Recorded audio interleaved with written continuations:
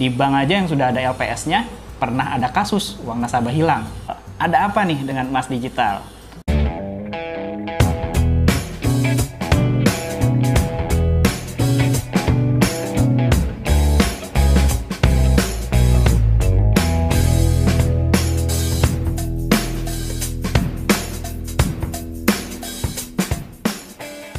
Halo Fitners, hari ini kita mau bahas lagi tentang emas digital. Ada apa nih dengan emas digital?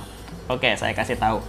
Jadi dari emas digital ini, kemarin ada yang tanya ke saya, Mas, emas digital itu yakin nih aman? Saya kok agak khawatir ya. Nah, ini dia nih. Jadi masih ada yang takut, masih ada yang khawatir tentang emas digital. Saya mungkin akan kasih tahu sedikit ya, kasih brief, kasih gambaran sedikit. Jadi kalau di emas digital itu seperti yang sudah saya sering sampaikan di video, itu kalau kita pengen memiliki rasa aman, kalau kita pengen nggak khawatirnya, teman-teman bisa cek perusahaan platform aplikasi tabungan emas apakah sudah di bawah perlindungannya Bapepti atau belum. Itu kunci yang pertama. Tapi sebenarnya gini, resiko itu bisa terjadi kapan saja, di mana saja, dan tidak menutup kemungkinan hal-hal seperti itu juga bisa terjadi di perusahaan tabungan emas. Nah, saya ambil contoh aja, kayak misalkan perbankan deh, di bank ya. Di bank aja yang sudah ada LPS-nya, pernah ada kasus uang nasabah hilang. Itu ya, mungkin di beberapa tahun lalu, saya nggak sebutin banknya. Nah, tapi setidaknya dengan adanya Bapepti ini sudah meminimalisirkan resiko-resiko yang akan terjadi ke depannya.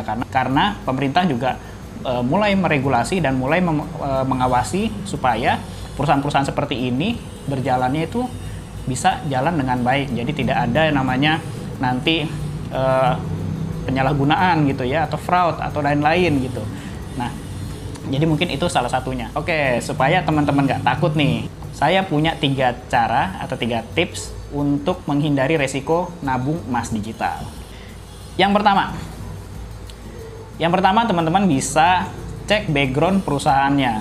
Jadi bisa searching dulu ya di Google, cek background perusahaannya seperti apa, apakah ini dimiliki oleh grup besar, atau misalkan ada penyokong dananya perusahaan besar gitu ya, atau misalkan yang tahu perusahaan ini dipimpin oleh siapa dan ini cukup terkenal figurnya atau tokohnya, atau memiliki background tentang emas atau background yang mumpuni. Nah, itu juga salah satu jadi cara untuk kita menilai ya suatu perusahaan ini aman atau enggak gitu ya. Nah, yang kedua, teman-teman bisa batasi tabungan emas di platform aplikasi tabungan emas digital. Maksudnya gimana dibatasi gitu ya. Jadi kita nih kan paling tahu ya resikonya, kita ukur-ukur sendiri nih teman-teman semua.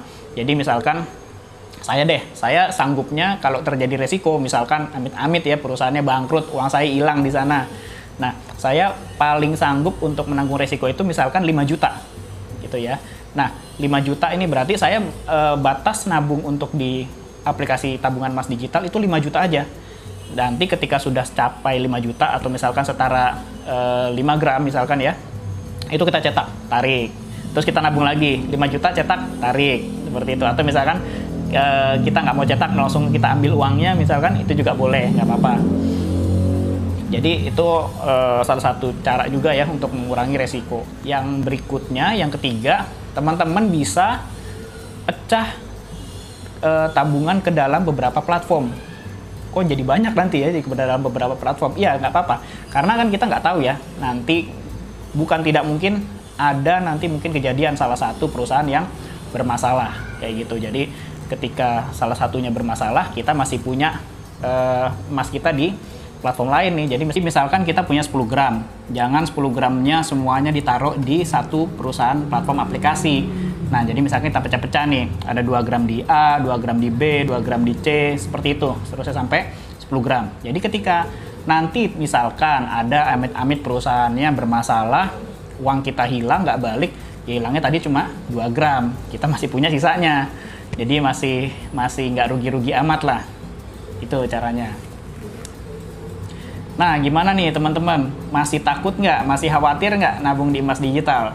Kalau saya sih senangnya nabung di emas digital karena nggak repot. Karena kan kalau kayak emas fisik, kalau kita mau jual kita harus cari-cari nih ke tempatnya ya. Kita harus tawarin ke temen atau misalkan tawarin ke ke toko emas gitu ya. Nah, itu ada effort di situ. Jadi kalau saya pribadi sih saya lebih senang di emas digital karena kan simple ya. Tinggal klik satu kali klik aja uang saya langsung cair.